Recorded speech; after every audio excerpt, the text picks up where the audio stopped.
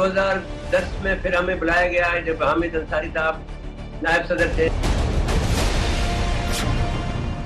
ये पाकिस्तान में पत्रकार के भेष में आईएसआई का एजेंट है और आईएसआई का एजेंट खुद ही इस इंटरव्यू में कबूल कर रहा है कि वो भारत में कई बार न्योता मिलने के बाद पहुंचता था और भारत के राज पाकिस्तान की खुफिया एजेंसी आईएसआई को देता था। एक नहीं अनेक बार नुसरत मिर्जा भारत आया और अनेकों शहरों में घूम घूम कर पाकिस्तान के आईएसआई के लिए जानकारी इकट्ठा करता रहा। उसने खुद बताया है कि वो भारत 5 बार आया, दिल्ली, बेंगलुरु, चेन्नई, पटना और कोलकाता गया। 2011 में वो भारत में मिली गैजेट के संपादक और दिल्ली अल्पसंख्यक आयोग के पूर्व अध्यक्ष जफरुल इस्लाम खान से मिला।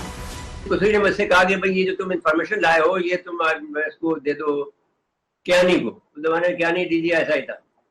मैंने भाई मैं तो नहीं दूंगा, लेकिन आप देना चाहते हैं दे दें, मैं आपको ये देके जा रहा हूँ। तो खैर वो उन्होंने दे दी थी। फिर बाद में किसी आदमी ने, एक ब्रिगेडियर ने मुझे फोन किया, कहा कि साहब ऐसी इन्फॉर्मेशन हमें और मिल जाए तो अच्छा। तो मैंने कहा भाई ये इन्फॉर्मेशन काफी नहीं है, इस पर ही काम करो। तो इनका एक रिसर्च भी जरूर है, ये नहीं कह सकते कि आप ये लोग वहाँ के हालात को नहीं जानते हैं। हमारे जो आईएसआई जो है जफरुल इस्लाम साहब है। लेकिन जो इस इंटरव्यू का सबसे सनसनीखेज आरोप है वो अब सुनिए। 2010 में फिर हमें बुलाया गया है जब हामिद अंसारी साहब नायब सदर थे। तो एक सेमिनार था बहुत बड़ा जिसमें टेररिज्म पे था। तो उन्होंने उस वक्त भी हमने 2011 में मैं लास्ट गया था जब वो एक दिल्ली में। पेशे से पाकिस्तान में लेख छापने वाला नुसरत मुर्तजा जो खुद कबूल कर रहा है कि वो आईएसआई को जानकारी देता था, ये दावा कर रहा है कि उसे भारत तब बुलाया गया जब हामिद अंसारी भारत के राष्ट्रपति थे। 2007 से 2017 के बीच हामिद अंसारी देश के 12वें उपराष्ट्रपति थे।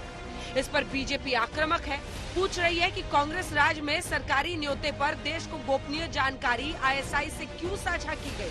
क्या आतंकवाद के खात्मे के लिए कांग्रेस सरकार की यही नीति थी? देश की जनता ये पूछना चाहती है कि आतंकवाद का खात्मा करने के लिए क्या कांग्रेस की जो सरकार रही उसकी ये नीति थी? हमारे देश की खुफिया जो अति गोपनीय जानकारी है उसको साझा आप कर रहे हैं ऐसे देशों से जो इसका इस्तेमाल करेंगे आतंकवाद के लिए।